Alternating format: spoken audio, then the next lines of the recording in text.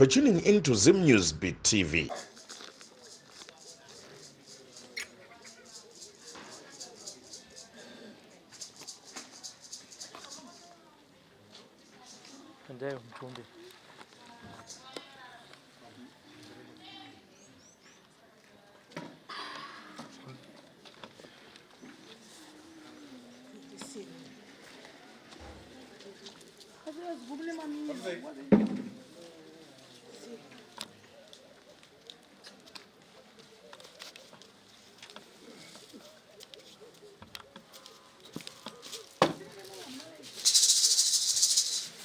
Tenemos muy madziro. Tenemos madziro. Tenemos mashuro madziro.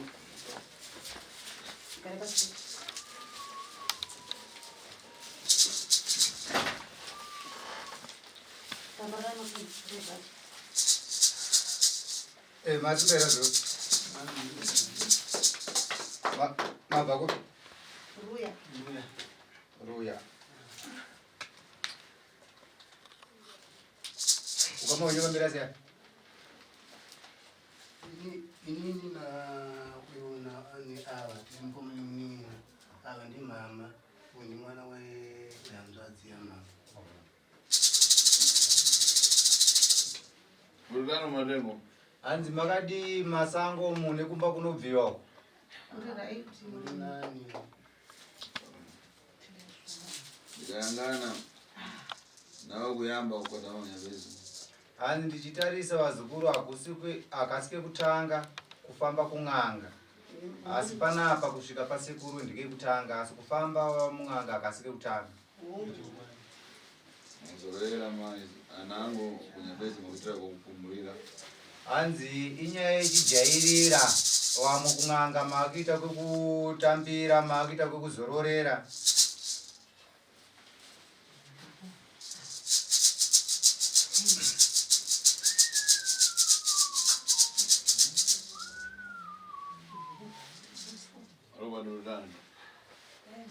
Anzo kadi mzukuru wangu Robert. Ndiripo sekuru Maradi. Bulgano madengo. Maradi musango. Hai masango muri kuti chengetedza tasekuru. Wana masiku anaubwera bana unokara bashimiro. Anzi wane mazuva mzukuru wangu Robert usiri kusvika panapa amene kuti chicha wakuningirina wauda kungoramba uri kumba kwako. Sekuru ndiri kuuya. Imimi ndimusiri kutouya. Ndo vasiri kutouya sekuru. Ndo vatone mazuva. So ndikayangana mkani anta. Asi ndichitarisa nawe vana ava mzukuru. Kana mpepo yakuiba tanga watena mchira wapuma uticheza kwenu. Anzi nawe vazukura pane mhepo yandiri kuona mhepo yakakura mhepo yakaipa. Wapuma maja. Itaiso maoko enyu.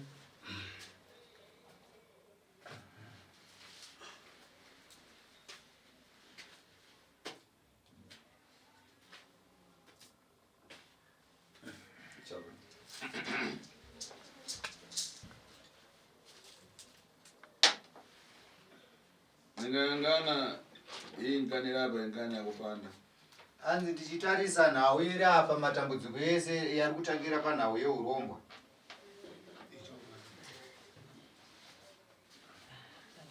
Asi wanangu atapata mamfara rero kuoza ruda panda angona wayamba ukanga.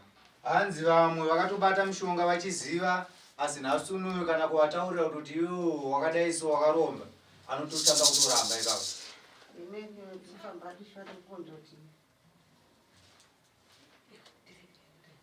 Uyo aita nani kwa mkazi? Anzi kugogo vari kuita seyawo. Mama. Awa gogawa. Mtoto wangu nini andazi. Baba wangu nini ndabereka nini. Saka baba wangu nini waramba kufamba nao. Baba akafa arumo wao. Chikuwa baba wiga arumo wao. Awanga kutaika njeri saka dai tikanga stress dzekufunga arumo wao. Saka Iwe nao ndikayangana manumo madzina anu akaringana. Ndidzo lini? Anzi imi ndichitarisa kugara kwamukaita imimi vakadzi gogo ava newe musikana ndikutarisa mazita enyu munenge mune mazita akafanana kai.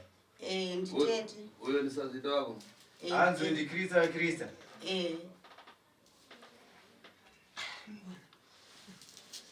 Hapa kanipa zisoni. Hapa ndakangana wewe unjeza uputa. Uyu paka muona aita uputa mungu. Hanzi ndichitarisa iwe musikana ndaona unoita zvichifambi aufambe nzira dzakanaka unoita zvichifambi. Saka zvikura kuti sazita wako kumashure uko waitoita zvichifamba. Handiziwe kuti nyaya izvitawo here ndakasanda kurekera. Wewe utanda. Hanzi wewe zvati kutaura ndikukunyepere. Aiwa ndizvo. Ungutsikana na parade mosi. Hanzi wagutsikane here nendiro imwe chete. Mushando uri kunetsa. Saka ukweza ukapita hapo wagonewa ndio mshawati. Saka unomira semusha nekuedza kuti wakaenda apa warara wakaenda apa wararwa ndokutsvaga musha kwacho here. Ndisakadai kuna sekuru vanogona kutibatsira. Apa pasibe vaupa kuchoka kadzira kuti amanga kunemba obendo kone. Hanzi apa pagirazi rangu apa ndikuona zita riri kumhanya anonzi Obed Ndiana. Ndimwanawo. Ndokone? Obed urani? Hanzi wakadii Obed? Ndipo.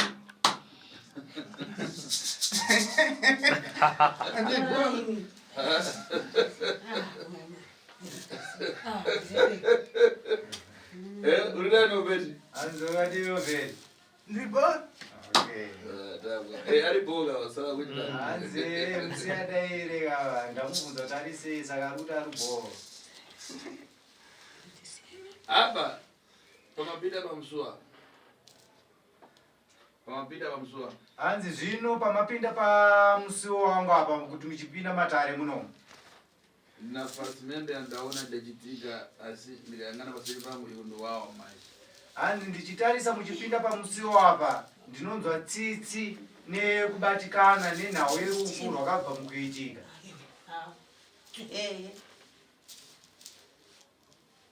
Vana vatsikana wira ndaona adagwa naModrozado ati kufira pamozi. Hanzi ndikutarisa ndikuona pane mwanasikana anonzi Ruthi nemumwe futi anonzi Rasheo vakabva mukufa netsaona yeaccident yemotorbike. Wana wawo teta. Asi nawe kuti ndifuna kuyambira nkani pamenepo. Hanzi asi handisi kutaura kuti hanzi hapasiripo hangu pandichada kuti nditangire nhau yangu ndangoti nditaure zvandiri kuona mukupinda kwamaita pamatare mangu. Kani ndifuna kuyambira pana napaja kitwa Temba. Temba rokoni? Hanzi nhau yangu ndoda kuti nditangire pane mukomana anonzi Temba. Ndiani Temba? Hanzi wakadiko nai Temba?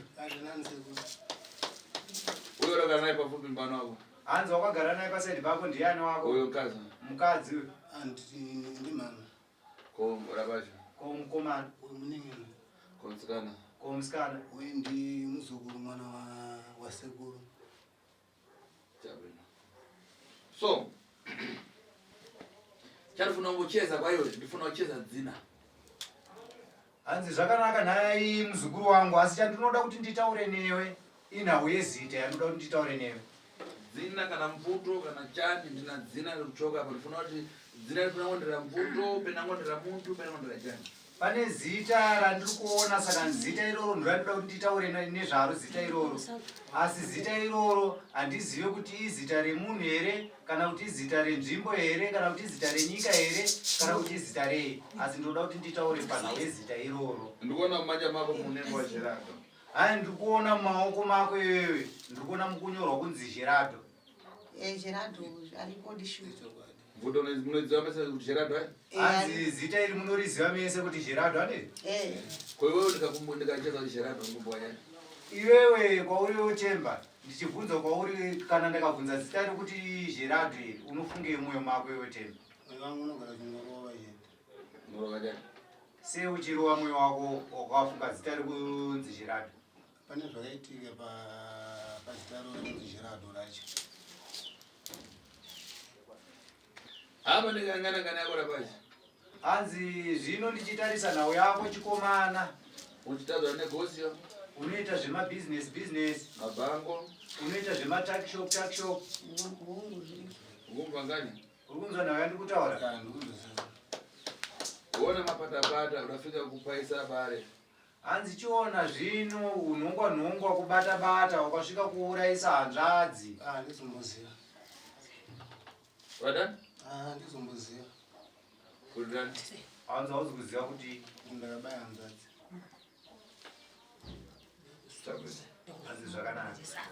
Amuda na mangani ndo nifuna. Munhu ane nharo ndiwa ndinoda.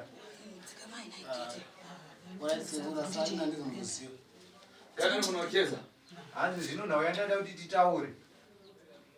Wewe waipinda Nyambezi ate profita ate tatano chifuna kupanda asawaisowa. Hanzi wewe wakambofamba uchienda kumaprofita uchienda kung'anga uchiita sei uchida kuromba asi uchishaya. Kuti negozi ite bwino.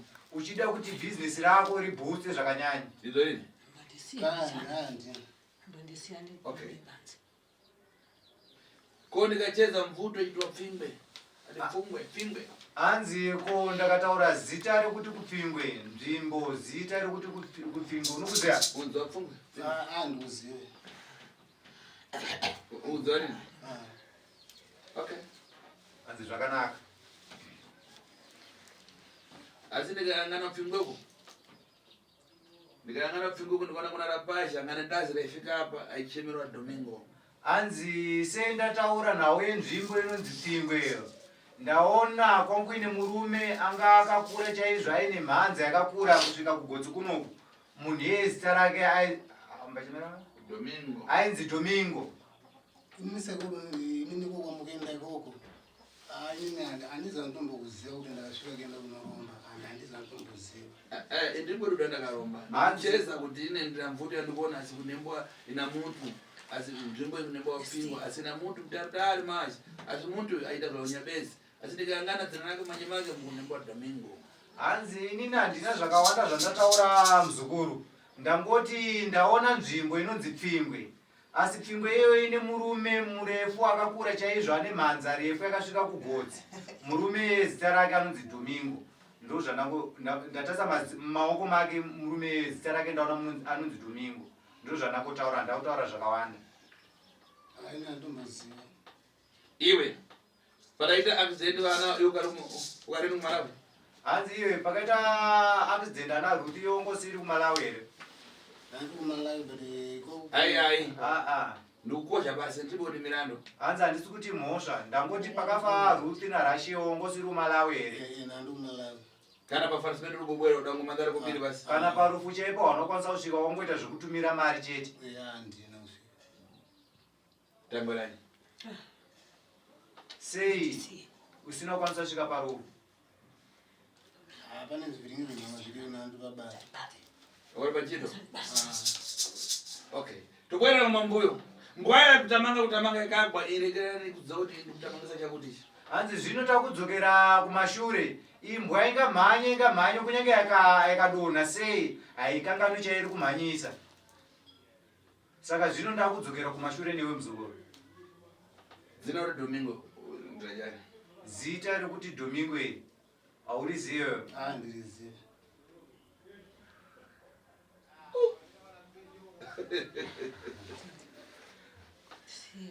Apa? Okay. Hii mvura ita Gerardo ndio unoziva. Asi zita rekuti Gerardo ndio uri kuziva Domingo hausiuziva. Domingo handiziva Gerardo unoziva. Chabelo. Apa ndifuna kutamanga newe. Hanzi zvino ndauda kuti ndifambidzane newe muzukuru wangu. Apa ndaona watamanga wafika mvuto ya Chemero wa Gerardo. Hanzi ndaona wamhanya wasvika munzvimbo iyoyo ine zita iroro kuti Gerardo. Apa ndayangana wangu wachoka kuPfingwe. Hanzi ndichitarisa wanga uchibva kuPfingwe. Ndipo uziona Nyambezi kuti yo ndoko ukatenge mudhaka wadindira mwana mng'ono nawe uziva nawe familia. Hanzi zvino uchibva kuPfingwe ikoko wakaudzwa kuti kwauri kuenda uku kuPfingwe kune zvawakapiwa ukanzi kwauri kuenda uku ndinoda kuti utore dhaga repaguva remwana mudiki. Asi dhaga iroro remunhu wausiri kuziva. Umfukura kufika pa karshamu. Hanzi wakaudzwa kuti ukasvika paguva iroro remwana mudiki iroro unofanira kurifukunura kusvika pakofini chaipo. Ungushado mwana akashayadi zvishwadi vanext door. Wewe udatenga ndaka mudindu. amweni ngechiro atindira kuzoreni kuti unatenga mudhaka. Iwewe zvino ukaenda kunotora dhaga muguva remwana mudiki zvekuti varidzi vemutumbi uyo havasi kuziva kuti wakatora dhaga iyo. Ukapasiwa mankwara ukakumanisa na mankwara. Ndifuna chite kubiri na nyabezi. Wakapiwa mushonga kuti mushonga uyu ndoda kuti usanganise nedhaga iroro, ousanganisa kuti ushandise pakuita mari, kuti uite mari yakawanda zvichireva kuromba. Wakapasiwa mankwara pa wakakala na mtima. Pawakapiwa mushonga iyoyo baba wako vanga warapenyu izvi zvikuona baba wako havapo. Wakapasiwa mankwara mama wako na wakufunda. Pawakapiwa mushonga amai vako vanga vasiri kupenga. Ukumva fara? Urukunza here mashonga? Andikunza. Wapasiwa mankwara wapinda kudindi watenga mudhaka uvanzi iyo ndoko iyo habara wakana gona munyumba iyo ndoko ukamwaya pamusuwo uone kuti amunga itatani machibesi. Zvinopiwa mushonga iyoyo, wakapiwa mushonga iyoyo zvakanzi unofanira kuenda nawo, watora wasanganisa nemushonga wemuguva iyoyo unofanira kuenda nawo mumusha, imba inorara baba vako namai vako, omwaya mvura nedhaga repo ipapo pakati pemusuwo wawo, ozoona kuti mangwana chii chinomuka chiiti. Uri wamwaya dhaga? Hauna kuzviita here? Andi. Apa pauda mwaya mudhaka pawakati ari kuramuka achifirisani? Pawakamwaya dhaga iroro hapasiripo pakabva pamuka pachifa baba vako here? Mama achiyamba kufunda? Amai vako achitanga kupenga. Iyo msikana Kristina? Kristina? Siku dafa pai vacho uyu nawe siku rarayamba muka achipenga? Zuva rakafa baba vemukomana harisiro zuva rakamuka amai vake vachipenga futi. Chokwadi ndikatobva unawo iga patatanga kuona teta kuti taika njeri saka taingoti vanhu munharaunda angakucheza kuti penamba amenye vachipikiri. Zvekutoti vanhu mumusha vanga vakutotaura kuti pamwe ndiwo auraya baba vavo, murume aurayirwa chipikiri. Saka uyo ndo zvinhu zvareka mutima makadakara nazvo kuti saka vanhu pakuti uyu hakuzwa kuti penamba vanhu vaseni becheza kuti vanhu aurayirwa chipikiri, asi uyo Temba aitoziva kuti mangwara ndindachita mangwara. Manje chionai nhasi unoyu zvese zvitemba zvaipinda munzeve dzake achinzwa kunzi kupenga kunoita mai vake vanofanira vakaroverwa chipikiri, asi kurova kwaizoita hana yake inyaya yekuti ari kunzwa mashoko achinzi amai vanofanira vakaroverwa chipikiri asi achiziva kuti iwe una mukadzi here? Iwe nhaitemba une mukadzi here? Mukadzi handina. Saka zvanegosiyo kobiri kudya nani? Saka zvebhizinesi mari dzacho uri kudya nani? Mmoja ndega. Iwe musikana uyo padafiriseri pai wake alipo kunyamura mama wake akaita doshi dia kana treshi dia nao adapenda nao kawanyaraza akatakuradi iyo unotakura mama wako? Iyo unotakura mai vako here pakabva mukufa baba wako ukanoita 2 days nawo uchiti uri kuenda kunowanyaradza? Handina. Uri kukanyamura? Iyo Kristina uri kukanyamura? akatakura asi ndikaenda kanyaradza amai wangu. Saka tiri kupenga kamuno. Saka ndikuita nani kana uri kukanyamura? Inza Robert ngane yakunyara yakuita manda pada nyamura mamawa ndafuna dzika gejo manje dzikai seku inde dzikai ine chitwa ta tacho 1 chabona asi chona Robert na wino yandada kuita pane zviri kunyara zvakanyanya ikandoti patsokoro paka ikandoti pamyendo pake ndifuna kuzokusungura asi zvinji zvinobuda pachena ane nhau dzakawanda dzaari kuhwanda panhau yaiyo dzikai nadzo Todirigana parane namo aye oyere aunde Todirigana parane kuromba aye onene aunde Todirigana parane madambudziko oye tochimana ni chakamire Todirigana paranyala aye onene aunde Todirigana paranadiwe aye tochimana ni chakamire onene aunde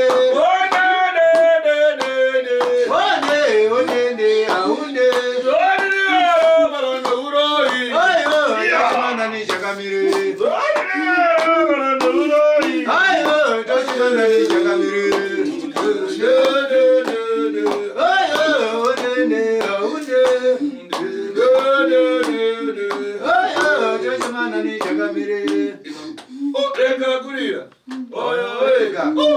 kulira, wauya weka, rega kulira, wauya weka, rega kulira, wauya weka, rega kulira, wauya weka, rega kulira, wauya weka, rega kulira. kulira wauya wega rega kulira wauya wega Ingira iwe nyamara penango waipita kunyabezi topasi pa mtengo chipita kutwani kutana mugandana ine nayo chimugandana hanzi chinzwa unzwe temba kana waimbofamba kudzimwe ng'anga kana kunanatsika mutanda kupi usawafananidze neni ini handisi vanhu yavo ini ndiri ng'anga handisi tsika mutanda ukungafana uri kunzwa mashoko andi kutaura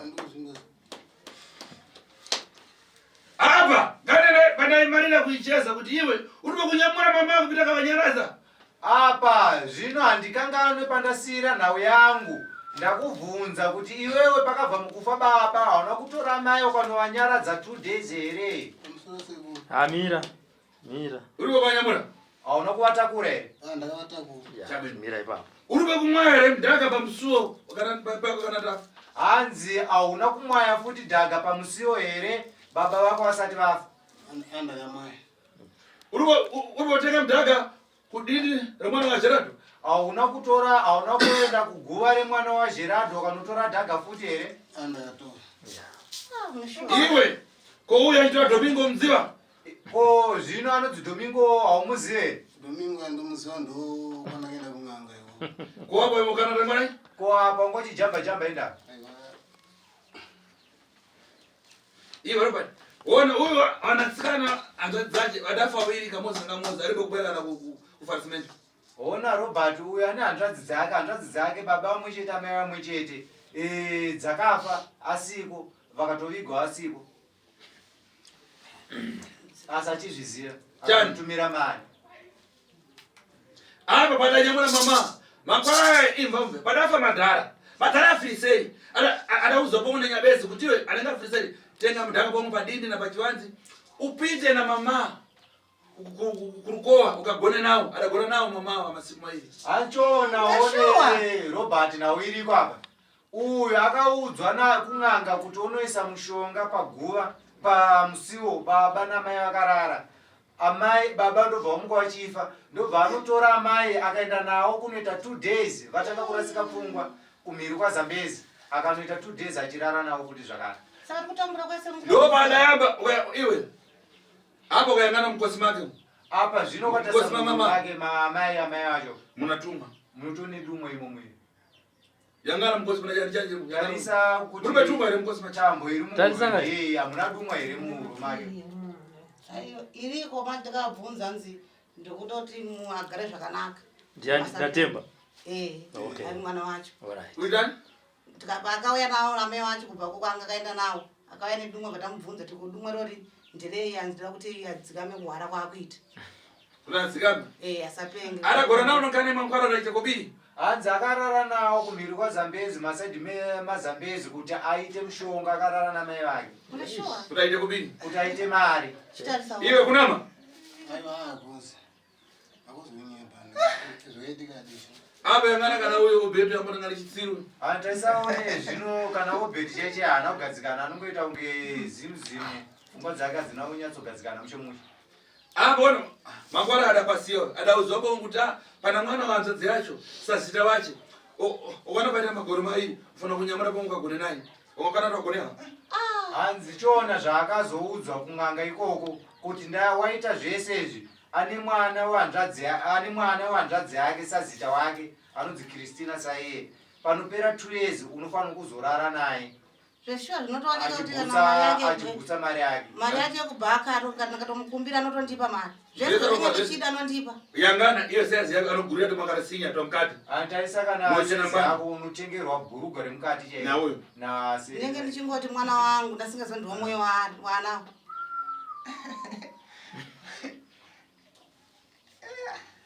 Temba mukadzi wako gurira tomakarasinya hanzi mukadzi wako here uri kutengera mabhurugu ndinotenga kuti ndinotengera vanozogona ikakurira apo chosandode angazotsanduka muchosandode ticheze naye buno acheze apa ine ndacheza ndine ndifuna kuti iye apite mandapinda ndiyangane kuti pana mponyera panakomawaza ndikumnamiza zvana sekuru ndichibvisa tsvimbo nekuti ndindataura ndakuchibvisa tsvimbo kuti ndikusunungure kuti uchitaura nemo zvakaitika zvese nekuti ndakaramba ndichitaura inini ndinozoita kunge ndakunyepera saka handitoda kuti ndikuomesere ndirambe ndakakuisira tsvimbo.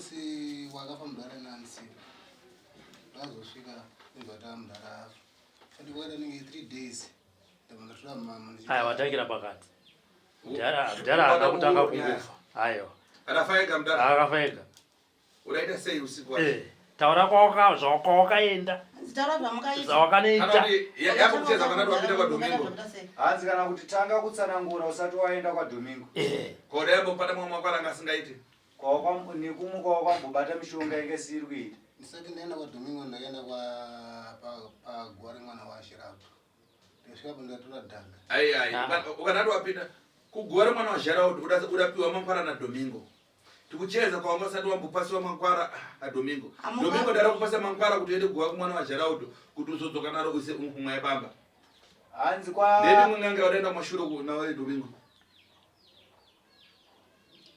akumashuro kona anomenda kunganga ai wafuna mzenga pomwe tidzorere simba taura chokwadi kwete kumzvenga muda kuti futi musi chimwe mutaura zvakazvino zvakati taura chokwadi hamungangoti vhuru chimungenda kunganga wani mukatofamba dzimwe nganga ndakatofamba kuti mwe nganga dzakawanda ndomubvunzo wasekunzi ndokuti ndazokutanga ikoko ndakafamba kunyungu dzakawanda dzakawanda muchitsvagei ichitsvakuda kubatsira kubatsirwa chi nematambudziko aripo yakuoneka matambudziko ei mama kupenga aiwa sekuru dzoserai tsvimbo ndakutopenga hanzi ndini pamungatanga kucheza mama sata kupenga madara sata business yenyu nini kuti muite mashoko ese ari kumba yaya amabve maenda kunganga here nini business yangu ni kuti rifambe vana vangu nini vakabuda vakaenda kufunction saka vari pakati pekufamba abva aita accident abatsiwa chinenzou ndiye Ruth nani naRashel yokarongoni yongoroko ina ndiri kumhire Zambezi komankwara arazapa madhara nakupengesa amai kuti apaswa nani tatamana mushonga ndakangowapa kuti ingotsikira pamba saka mwana makuseni patakamuka ndopanakaona mudhara ira seadona ndopakatora gwari kumwana waSherato ndopanakazana ndotora gwari mwana waSherato komankwara yekugona naamai Domingo ndarakuuza kuti gona naamai kuti chekubiri Domingo ndiyakandiudza kuti mankwara endakana namai vakuti kunoite mari kuti ndandakati mari shuwa Temba uri kuti wakanotora mushonga wekutsigisa pamba pababa vako namai vako mushonga ndobvauraya baba vako neshuwa tanga ari kunyepa hazvisirizvo ava vanofita akatora mushonga pakutanga achitsigira achiisa pamba pamai akazodzokera mankwara adafa baba wako udaenda kwaDomingo kupasa mankwara ukapita ngauzati ndoko ukatenge dindi na mwana mng'ono ukatora madhaka pa mwana mdiki ukanomwaya pamba baba wako kamuka achifa akamuka achipenga aenda mushonga ndizvo ndaveza kutaura uri wokutsikisa pamba saka kwamukuri kutsigisa herewo ipapo ndakatiwa chite anzenda kwatsigise pamba sinoza kuti uchazopa Temba urapoinza kutsigisa pamba alright kwa huyu anzadzi yawo iri kuponi because izvi zvinhu kuti kusudzurere pano ndikona kusudzura yandaifuna anzadzi yawo mamawo ibwere namunhu kana umodzi wadindire waDomingo adatengewa dhaka yabwere ndokuti gona kusudzura zvinhu izvi saka zvino nhasi handisi kukwanisa kukusunungurai ndinoda kuti hanzvadzi yamai uye ndigone kukubatsira hanzvadzi yamai iripo kozouya hama dzekuguva remwana waSherato kwawakatora dhaga ikoko dzinge dziripo ndigone kukusunungurai ipapo sekuru tida kuda kudairai papa nekuda kuti hanzvadzi yavo baba vangu inini wari kuramba kufamba navo kuti ndaroi ndakudziva kuti ngani yani kucheza akuidzarini akuti ndaroi saka ipapo takukumbira kuti mimi munotipawo chi mushonga kuti tiende tikasvika asarambe kuya kuno kune munhu wacho weyo akanokorera dhaka Yanokoza ndozazo kuti. Ndinokugadzira handiti vari kuramba kufamba nehanzvadzi yavo vachiti muroyi havasi kuziva kuti akatoroyiwawo. Akatoroyiwa. Saka wafunga kuti mukazovaudza kuti vakatoroyiwa naTemba vangaramba. Anoramba anoti kunyepa kwenyu. Kuda kuti vari kudomati warati diki takata sei. Takaja kungodoma nyama chichi saka barara dzavo manje saka nini sazvita. Ndanzva inini pakangochengetwa nevana vava bata accident. Inini ndini sazita wavo. Saka inini vandaramba kuti tete wangu atambudziki. Ndo zita rangu riri papi? Riri apa. Saka inini ndazvipira ndati nini ndakangoti naingotambisawo foni. Saka ndangonyora pakanzi sekuru Tasva. Ndakaenda kuChubu. Anobatsira vanhu akawanda kuda sei akupora. Saka inini vandangozviti handei. Tinongosvika wamene pakatotaika here pangati taike tinongenda tichibvunza svika rata sei tasvika pano. Saka tikuda kutoti atibatsire sekuru. Haya masvika pasi. Naiye ngomano ana mukadzi anobikira amai akuja Obedi. Mama akuja pa biscuits. Anzo Obedi ndiye asina mukadzi. Ana mukadzi. Anzo wese haana akadzi. Obedi ndiye anotobikira amai. Ndiye anotobikira amai ndakatoenda kudawo. Temba akabudawe umubikira iyo karibu mushikagani. Iyo kapita kuuputa uyasara chipika. Anzo kana waenda kuchipambi Obedi ndiye anosara chipika.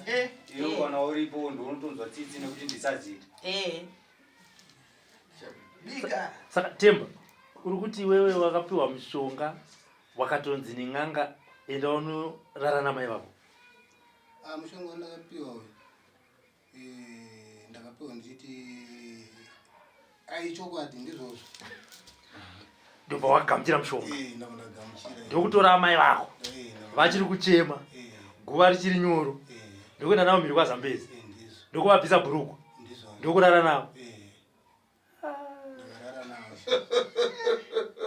Haya ndofunga tiri kurota muno. Kona mangwara. Yo Christine. Mama ana udza zvachita. Amai vangasiruzo. Amai hauza zvari. Kana iye anasira mushonga kushandisa mushonga. Kushandisa ndo zvinoita mabasa emushonga. Mabasa emushonga yake. Saka business iri kutofaya so Christine. Ndizvo mashopu yawo kati mashopu ndakangowaka shopu kunotengesera zvinhu. Kune imba yekugara. Saka shopu yawo imwe yacho shopu nezvekudya neinotengeswa peturu. Akatogara abuda achingoti ndikungobuda anotondisire nini kuti sarai mama muchitengesa nini ndongoti pange kungondifarirawo ndine zita ramai wake. Singazokuti akutotishandisawo tese. Kuti musazani makatomirirwawo pane. Ndakatomirirwawo kuti muchinotengerwa zvemukati. Zvese ndakatotamira katogesa. Zvaachazobvisa iye. Saka uda udaira. Mira taura. Mimi munodya zvinhu awa ndichite basa rekubikira amai nankoma. Saka naiTemba mhiko dzawakapiwa ndizo Domingo dzezekuti chii usaite chii nechii kuti mushonga wako ushande bhizinesi rako richifaya. Mhiko dzandakapiwa inini naDomingo vakanditi wanotaura namama vako 2 aufanira kuroora mukadzi wako ndimama vako mukadzi wako vanhu vangu vabvaita sei so handisina kana mwana. Mune sure mutadza kuroora muchita matete ndo akadzi wenyu. Saka une mari baba? Ane mara ende apa pahambototenga kana munhu kufamba naye anototi haana kamari atombobayiwa ka. Asi atori nemari inotoshamisawo. Ura bhufu. Atari bhufu ipapo atori nemari dzake motobheki mota dzitoripo. Mari yacho wakanzosa pehama? Imari dzacho ndakanzi handifanira kupa hama sindifanira kungoatengera chikafu chete chepamba asi kundibvise mari ndoapapo ndaarambidzi. Okay. Komunina wako hanziwo chii? Munina wangu ndingomutengera rwembe apapa ndiona kuno kwangu yaone. Asi pamushonga zvainzi chii naDomingo? Amaitanzwa kuti wakanzirara nawo ukazadzisa kopa munina wako. Munina wangu ndakangobatanidzawo asi kutanga chaiko ukoro ndoani ndowauyo. Umwe wacho ndakazopiwa futi. Ndosvika kuti atore pfungwa. Saka natorwa pfungwa iwe unenge uchita mari? Ndinoita mari. Saka inotonakidza kudya mari yacho uchiona amai nemunin'ina wako vachirasika njere kudai. Kaungaika ntija mari nini sina zoni. Ai. Ya, wataura chokwadi.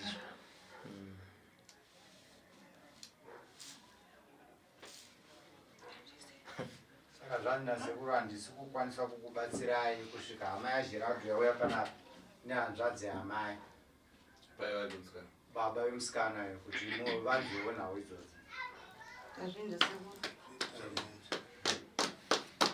avo nyangachite funa kuti apinde kuimba mukati iyo akafunga izo mishonga ambodindika basi ambozorora kufacha kwakuchita Apa chandingakwanisa kungokuitirewo muzuva ranhasi ndechekuti munofanira kuenda kurumu yemukati uko vombonopfungaidzwa mushonga kubata mhepo kuti vasarambe vachivhunduka. Alright sekuru. Pamusoro sekuru ndibobvu. Temba wacho ari kuda here kuti dare riendere mberi kana kuti ada kuenda kumabhizinesi ake unoita zvinhu zvake zvavakawirirana naDomingo? Inini zvimene iso ndakuda kuti mhuri dzangu dzigare zvakanaka. Bhizinesi ndokutozoona kuti zvine dambudziko kwandiri hwanini mukadzi handina vanhu chaivo handina hama dzangu mama angu angorotomoka munyana wangu angorotomoka saka zvimene iso ndakutozoona kuti hazvina kunaka. Asi akambeka akudza kuti Domingo ane mushonga webhizinesi ndiani? Haimoni kufamba-famba mama. Wanga waona zvevamwe zvichiita ukabva kuti makazvifambisa sei ndokunzi enda pana Domingo. Alright. Ndisiye. Zvatendo. ramwana wanga chinde kuwapisa kunyumba uzimbare angani marasha.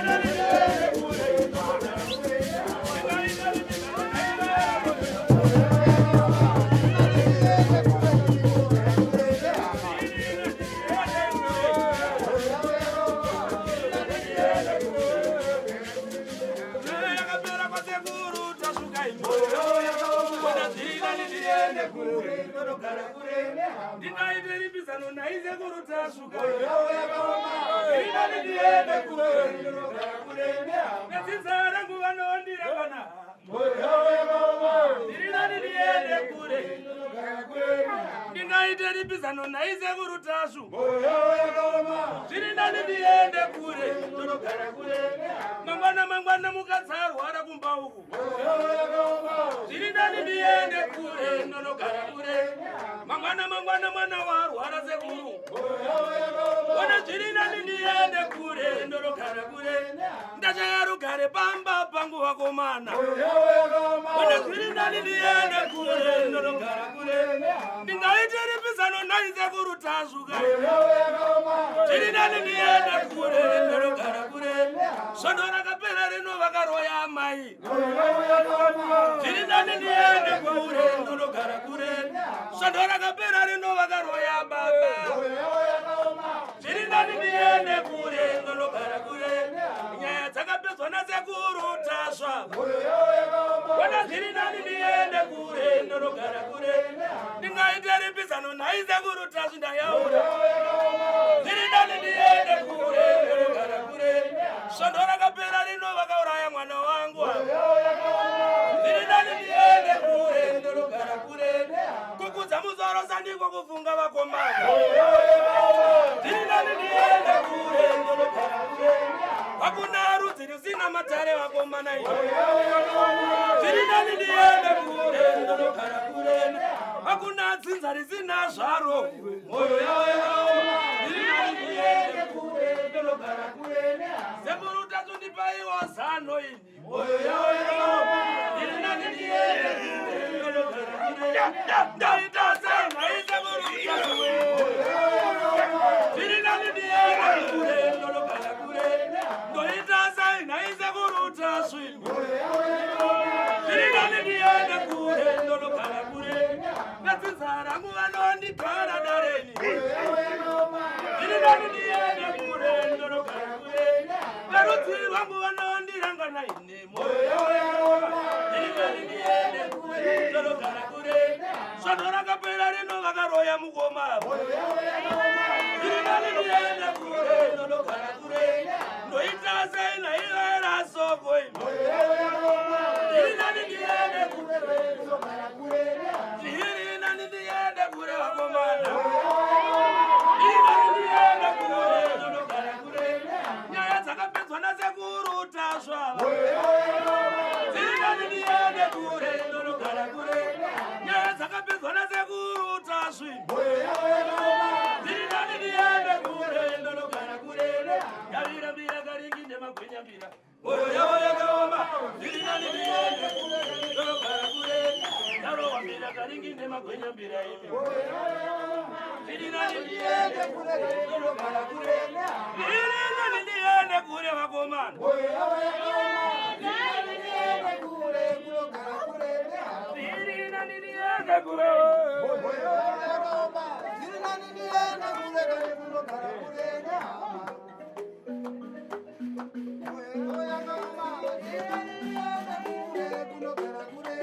Zvirinani ndiende kure.